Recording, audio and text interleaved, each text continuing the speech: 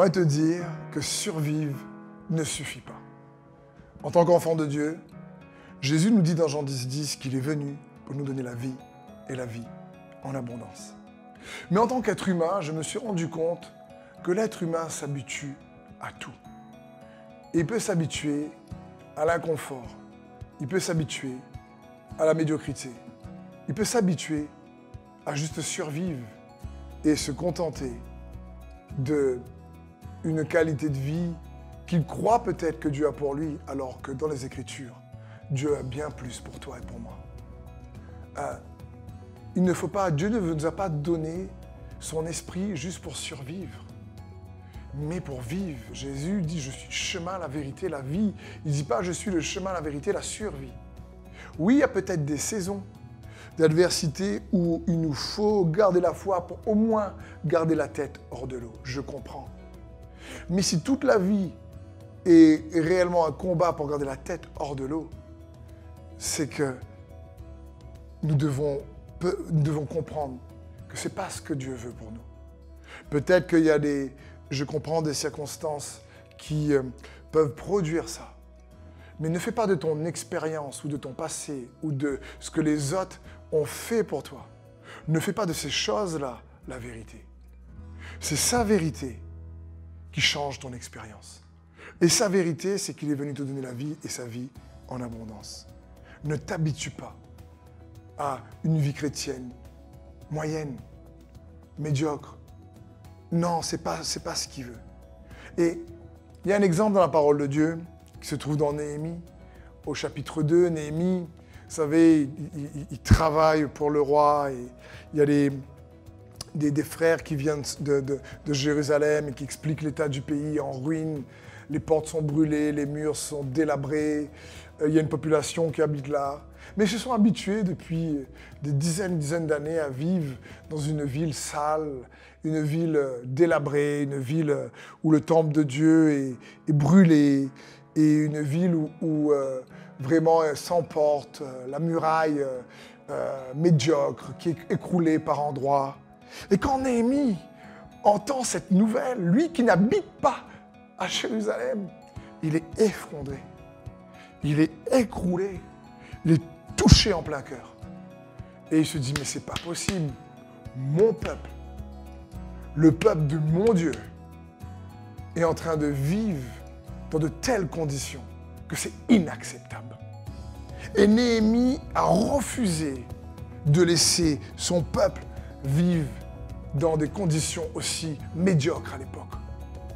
Et après avoir prié, cherché Dieu, il a l'autorisation de l'empereur, du roi, pour pouvoir aller à Jérusalem et avoir cette mission de reconstruire la muraille.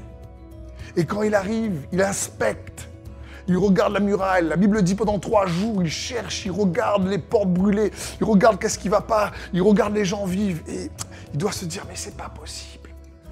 Ça fait tant d'années qu'ils vivent là et ça ne les gêne pas. Ça ne les gêne pas de vivre avec une vie chrétienne aussi moyenne. Ça ne les gêne pas d'avoir autant de murs détruits et un manque de protection. Et Néhémie, par amour pour Dieu, pour le peuple, pendant 3 jours, va mettre en place une stratégie.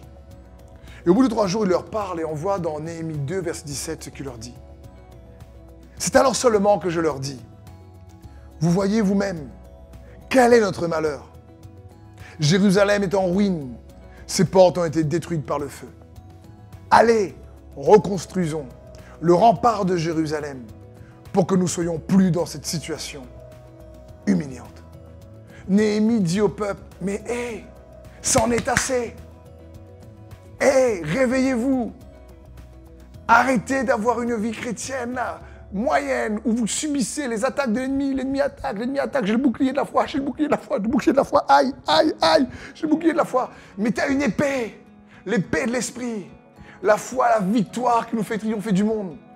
Néhémie dit, mais hé, tu sers le Dieu vivant, tu sers le Tout-Puissant, tu chantes son nom, tu le glorifies, tu l'acclames, tu le pries, tu jeûnes. Et c'est un Dieu qui ne t'entendrait pas, qui te laisserait vivre comme ça. Néhémie refuse ça. Et donc, il dramatise la situation. Parce qu'ils étaient tellement embourbés dans ce contexte depuis des années qu'ils avaient besoin d'un électrochoc. Et Néhémie est venu être cet électrochoc pour leur dire, mais réveillez-vous, nous sommes dans une situation humiliante. Nous sommes le peuple de Dieu. N'oublie pas qui tu es. Tu es un enfant de Dieu. Tu es un fils du roi des rois. Tu es un fils de Dieu le Père. En Jésus-Christ, héritier selon la promesse. Le Dieu que tu sers, c'est celui dont le nom a été élevé au-dessus de tout nom, afin que tout genou fléchisse dans les cieux, sur la terre et sous la terre, et que toute langue confesse que Jésus-Christ est Seigneur. Et Néhémie, donc, réellement, sensibilise le peuple en leur disant, n'oublie pas qui tu es en tant qu'enfant de Dieu. Arrête de t'habituer à une vie de survie. N'accepte pas juste d'être dans une situation de manière permanente. Laisse Dieu te fortifier et te faire justice. Collabore avec lui par la foi, parce qu'il te fera promptement justice. N'oublie pas qui il est.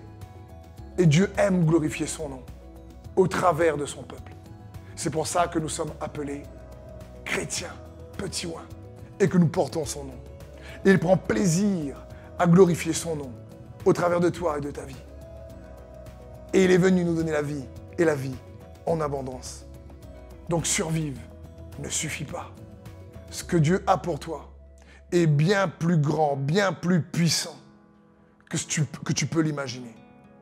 Mais parfois, les changements dans notre vie n'arrivent pas tant que nous ne tombons pas dans une situation d'insatisfaction et de désespoir qui nous donne cette fois-ci le courage d'amener les changements qu'il faut. Hé, mon frère, ma sœur, n'arrive pas là. N'arrive pas là. N'arrive pas, n'attends pas une situation désespérée ou une insatisfaction tellement profonde que tu dis « c'en est assez, c'en est assez ». Non. Mais comme Néhémie a rappelé au peuple, n'oublie pas que tu es, qui tu es en lui, qui il est pour toi. Son nom repose sur toi. Et il n'est pas là pour que tu survives. Il est là pour que tu aies sa vie et sa vie